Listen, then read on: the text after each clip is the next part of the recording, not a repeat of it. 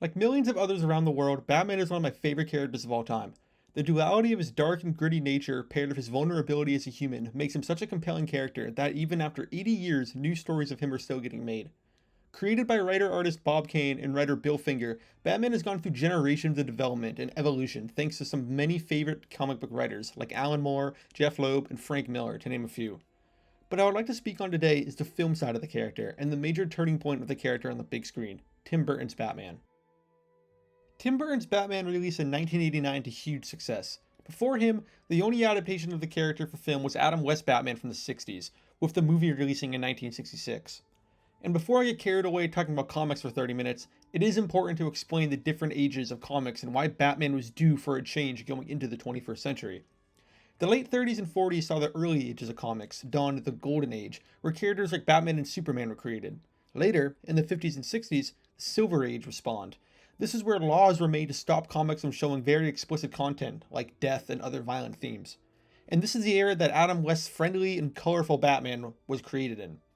This era lasted for a while, but by the time Tim Burton's Batman released, comics were late in the Bronze Age and early Modern Age, where comic books were very diverse with their themes, and violence was overall accepted in their stories at this time.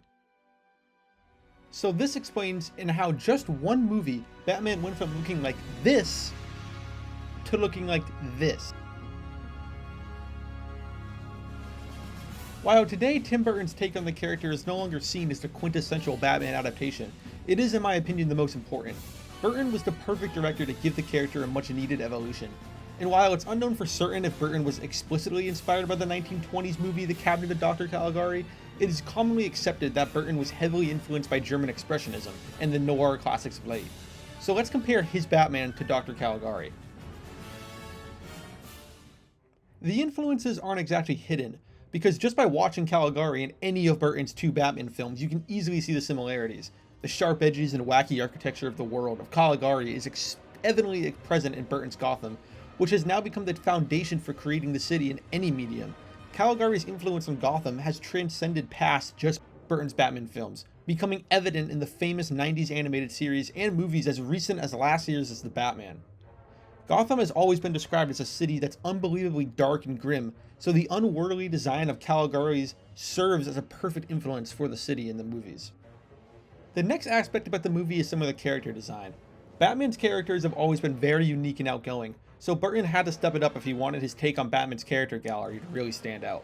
The Joker, portrayed by Jack Nicholson, resembles more of the characters seen in the Silver Age of comics, with a colorful, nicely tailored suit and a large purple top hat. The twist, though, was that he was just as sinister as any Joker in the modern era, and just as Tim Burton as you can get. Batman also had some changes as well, as his suit was a controversial, heavily textured all black with a yellow bat logo on his chest. This varied heavily from the gray cloth of Adam West, and the black and blue suits of the comics. The Batmobile is also extremely unique too, looking like something straight out of science fiction, with its long, sharp base and jagged wings in the back. My favorite example of Caligari influence, though, is in Tim Burton's sequel, Batman Returns. Danny DeVito's Penguin is a work of art and unlike any depiction of the character we've ever seen, and he looks exactly like Dr. Caligari himself. The top hat, the large coat, the baggy eyes, and his overall shape makes the character both eye-soaringly ugly, but eye-catchingly intriguing. Caligari's influence goes beyond just Tim Burton's Batman, though. As I previously mentioned, Tim Burton went from being inspired himself to being an inspiration himself. The 1992's Batman the Animated Series came out at a perfect time where Tim Burton's Batman was the coolest kid on the block and everybody wanted a piece of it. The animated series borrowed a lot of aspects from Tim Burton's Batman, like the Batmobile, the music, Gotham City itself, and it overall enhanced the overall experience thanks to the animation medium. Tim Burton also successfully revived Batman on the big screen as a whole, as we've never gone more than just a few years without a Batman movie since, whether it be live action or animation. 1920's The Cabinet of Dr. Caligari inspired tons of different filmmakers across the hundreds of years it existed, but I, along with millions of others, have it to thank for redefining the Batman character and bringing it back to the big screen in a new and reimagined light.